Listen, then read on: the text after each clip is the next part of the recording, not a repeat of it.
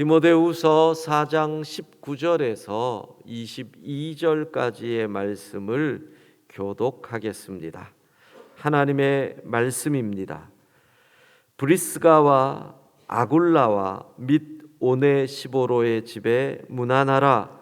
에라스도는 고린도에 머물러 있고 드로비모는 병들어서 밀레도에 두었노니 너는 겨울 전에 어서 오라. 으블로와 부데와 리노와 글라우디아와 모든 형제가 다 내게 문안하느니라. 나는 주께서 내 심령에 함께 계시기를 바라노니 은혜가 너희와 함께 있을지어다. 아멘. 바울이 이 서신을 보면 이 마지막에는 늘 인사가 나오고 그러면서 이름들이 등장을 하지요. 그런 생각을 해봤습니다. 죽을 때에 섭섭해서 생각나는 이름이 있고 죽을 때에 감사해서 생각나는 이름도 있구나. 데마와 같은 사람, 어제 말씀드린 구리장색 알렉산더와 같은 사람들, 죽을 때도 섭섭해서 생각나는 그런 이름.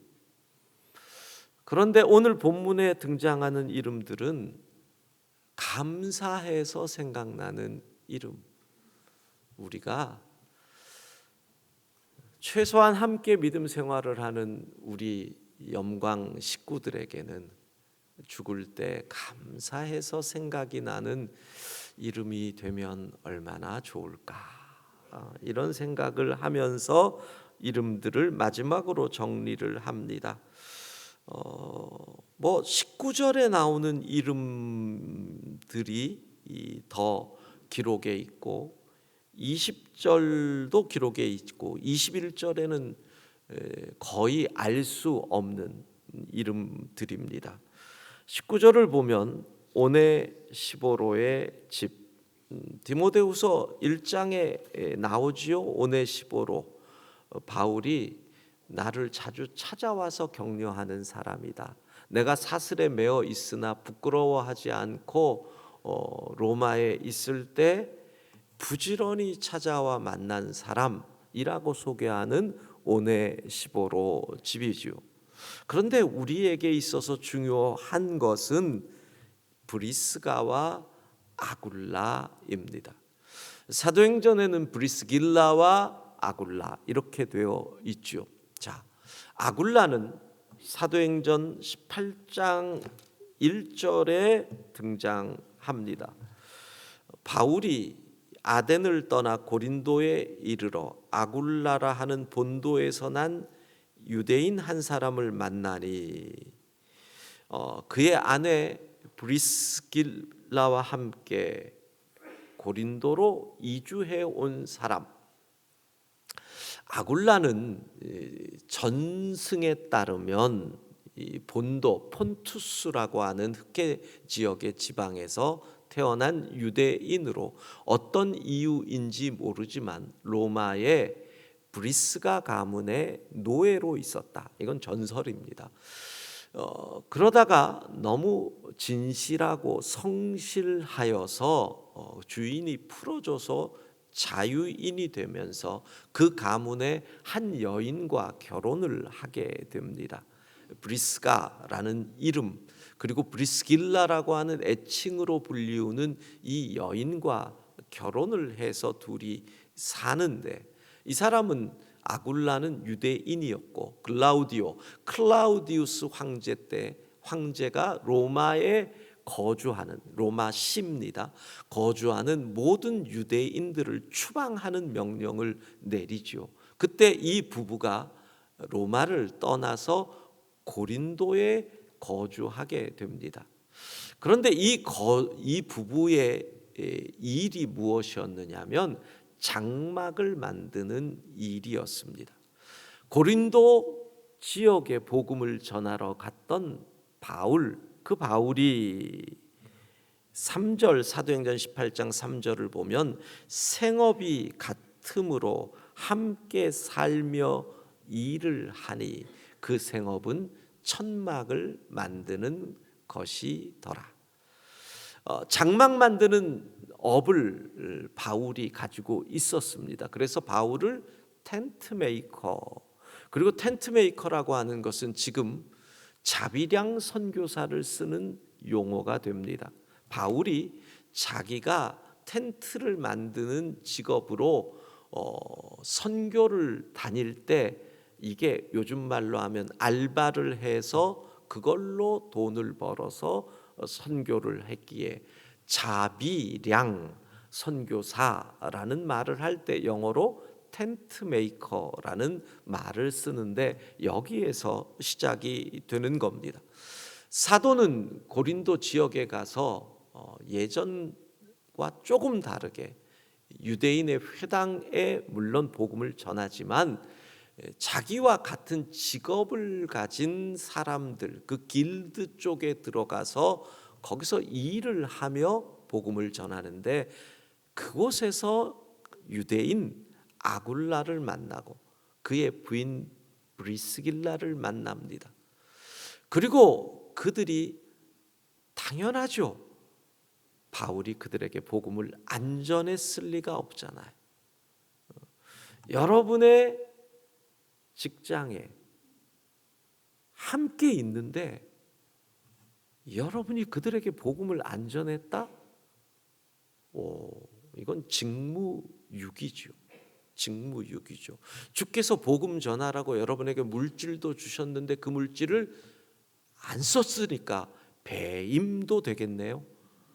맞는지 모르지만 배임의 직무유기에 크게 걸립니다. 그거. 바울은 결코 안 그랬거든요. 그래서 브리스길라와 아굴라 부부가 바울의 사역에 큰 동역자의 역할을 합니다. 함께 이제는 같이 전도 여행을 다니고 고린도에서 떠나 에베소로 가지요. 에베소에서 바울은 에베소에 그 부부를 남겨두고 가이사랴로 해가지고 안디옥으로 가는데 그 부부가 거기서 유명한 한 사람을 만납니다. 18장 사도행전 24절을 보면 이렇게 나오죠. 아볼로라 하는 유대인, 이 사람이 에베소에 옵니다. 근데 이 사람 이미 예수 믿는 사람이었죠. 25절을 보면 일찍이 주의 도를 배워 열심으로 예수에 관한 걸 말하는데 아직 성령 세례를 받지 못했다라는 겁니다. 그래서 어떻게 합니까? 26절, 이게 브리스길라와 아굴라입니다. 같이 읽습니다. 그가 회당에서 담대히 말하기 시작하거늘 브리스길라와 아굴라가 듣고 데려다가 하나님의 도를 더 정확하게 풀어 이르더라. 여기서 아볼로가 하나님의 사람이, 진짜 하나님의 사람이 되는 거죠. 성령 충만한 하나님의 사람. 그리고 그가 고린도 교회의 또 하나의 기둥이 됩니다. 결국 그 일로 인해서 훗날 고린도 교회에 보낸 편지를 보면 고린도 교회에 계파 갈등이 생기잖아요. 나는 베드로파다, 나는 바울파다, 또 하나 나는 아볼로파다, 나는 그리스도파다. 그래서 고린도전서 3장에 보면 사도가 뭐라 그럽니까? 나는 씨를 뿌렸고 아볼로는 물을 주었으나 자라게 하시는 이는 주께서 자라게 하신다. 이 아볼로를 변화시킨 사람이 브리스가와 아굴라입니다. 재밌는 것은 성경에 한 6번 정도 이 부부의 이름이 등장하는데 4번은 아내의 이름이 브리스가 또는 브리스길라가 앞에 서고 2번은 아굴라가 앞서는 것으로 볼 수 있습니다. 그 얘기는 그 부부의 실세는 브리스길라였다.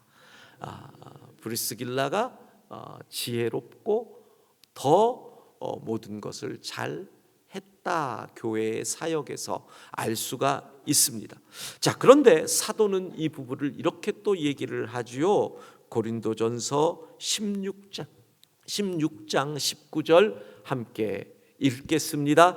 아시아의 교회들이 너희에게 문안하고 아굴라와 브리스가와 그 집에 있는 교회가 주 안에서 너희에게 간절히 문안하고. 여기는 아굴라가 먼저 갔죠. 왜? 고린도 교회에서 이 고린도 교회는 나온 것처럼 그 집에 있는 교회가 이 부부의 집에서 출발한 겁니다. 자기의 집을 교회로 내놓았던 헌신의 사람이죠. 그랬기 때문에 아마 고린도 교회에 보내는 편지에는 가장이라고 할 수 있는 남자의 이름이 먼저 등장하는 것 같습니다. 내 집을 교회로 내놓은 부부, 헌신이죠. 그래서 로마서 16장을 보면 사도는 이 부부를 이렇게 설명합니다. 로마서 16장 3절과 4절 같이 읽어볼까요? 너희는 그리스도 예수 안에서 나의 동역자들인 브리스가와 아굴라에게 문안하라. 그들은 내 목숨을 위하여 자기들의 목까지도 내놓았나니 나뿐 아니라 이방인의 모든 교회도 그들에게 감사하느니라. 아멘. 이 구절은 뭐라고 할까요? 그들은 내 목숨을 위하여 자기들의 목까지도 내놓았다. 사역자로서 목사로서 이 구절을 읽을 때마다 이런 기도를 많이 했죠. 하나님, 제게도 브리스길라와 아굴라와 같은 동역자를 좀 붙여주시면 안 됩니까? 이런 생각을 늘 했었거든요. 그런데 이번에 주께서 참 디모데 전후서를 읽으면서 이게 목회서신이니까 제게 적용을 많이 했잖아요. 이런 깨달음을 주시더라고요. 네가 먼저 바울이 되라. 네가 바울이 되면 브리스길라와 아굴라는 자동으로 붙어질 건데 너는 바울이 안 되면서 맨날 브리스가와 아굴라 없다고만 하느냐. 뭘 그렇게 비웃는 눈으로 쳐다보시고 그러세요. 부끄럽게. 예, 내가 바울 되면 브리스가와 아굴라가 옆에 있는 거고 내가 바울이 못 되니 그만한 사람이 없는 것이구나 하는 깨달음을 얻게 됩니다. 자, 헌신의 사람입니다. 충성된 사람, 기꺼이 희생했던 이 부부. 그런데 성경을 보고 자료를 보니 이 가정은 정말 브리스길라가 지혜로웠던, 현숙했고요, 지혜로웠고요, 말씀에 깊이가 있었고요. 그래서 교회의 역사예요. 이 여인이 7월 8일에 순교해서 로마 교회에서는 7월 8일을 브리스길라 순교의 날로 정할 정도로 추앙받고 있습니다. 성경의 서신들 가운데서 아직 누가 저자인지를 모르는 서신이 히브리서입니다. 누가 썼다라는 걸 모르지요. 바울이 썼다라는 이야기들을 하기도 하지만 아직 그것이 무명의 저자이지 바울이라는 것이 확실한 것은 아니고 도리어 유대교의 전통이 이 구약의 말씀이 너무 강력하게 히브리서에 있어서 바울은 아닐 것이다라는 얘기가 강하거든요. 그래서 히브리서의 저자로 추측되는 이름들이 몇몇 있습니다. 바나바, 그리고 아볼로도 히브리서에, 그러니까 유대교의 정통하다고 아까 그랬잖아요. 그러니 아볼로일 것이다. 빌립이라는 이야기도 있고요. 그런데 그 이름 가운데 브리스길라도 있습니다. 그러니까 여러분, 그 시절에 한 여성이 도대체 얼마나 교회에서 인정받고 존경받고 그의 깊이와 그의 지혜와 그러니까 그의 가르침을 들은 사람들이 얼마나 놀랬으면 히브리서라고 하는 위대한 성경의 저자의 이름에 브리스길라가 올라갈 정도이겠습니까? 이 부부를 여러분 늘 기억하시고 여러분의 자녀들이 결혼을 한다면 하나님 브리스길라와 아굴라와 같은 부부가 되게 해달라고, 특별히 딸 가진 엄마들은 더 그렇게 기도하셔도 좋을 것 같습니다.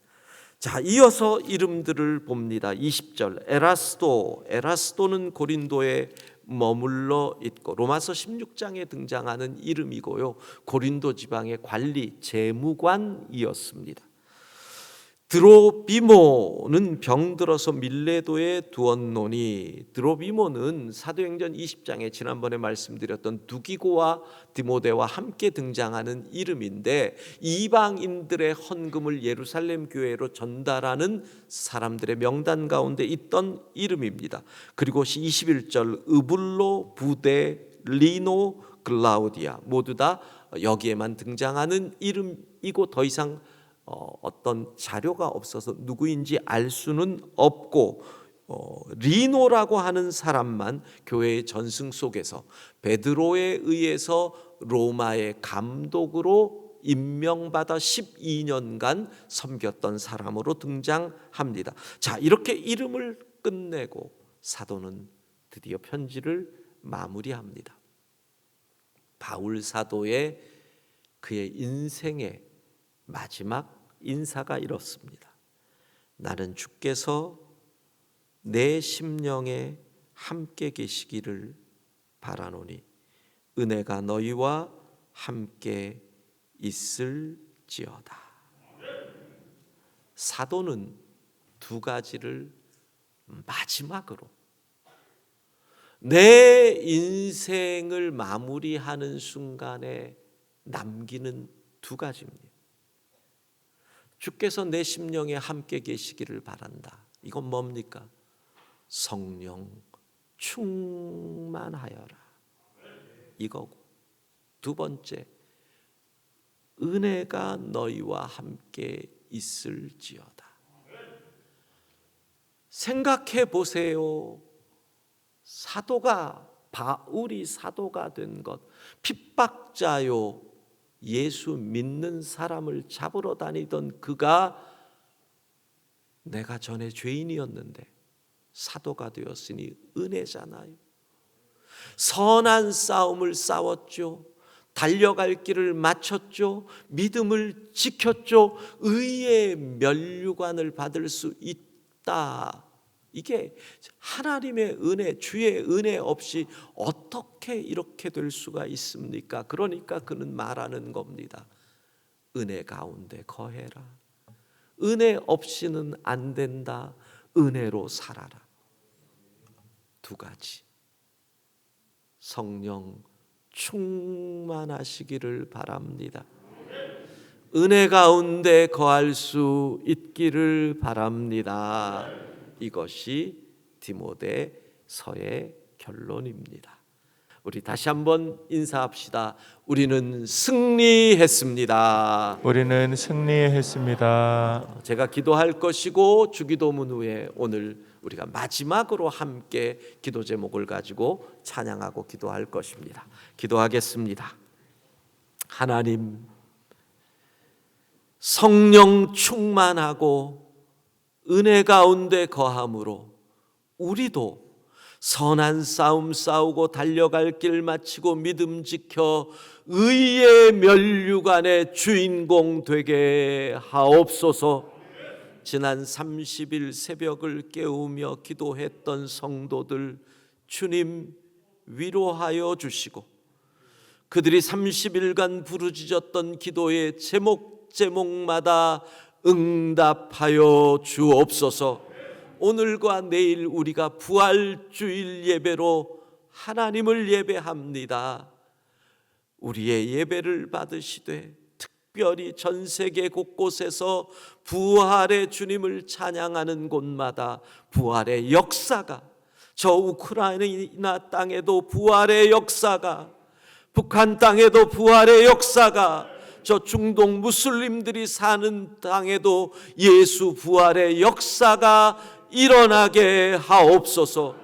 우리 교회 부활주일 예배를 통하여 주님 영광 받으시고 부활 신앙으로 확신하며 부활의 능력으로 승리하게 하옵소서. 예수님 이름으로 기도합니다. 아멘.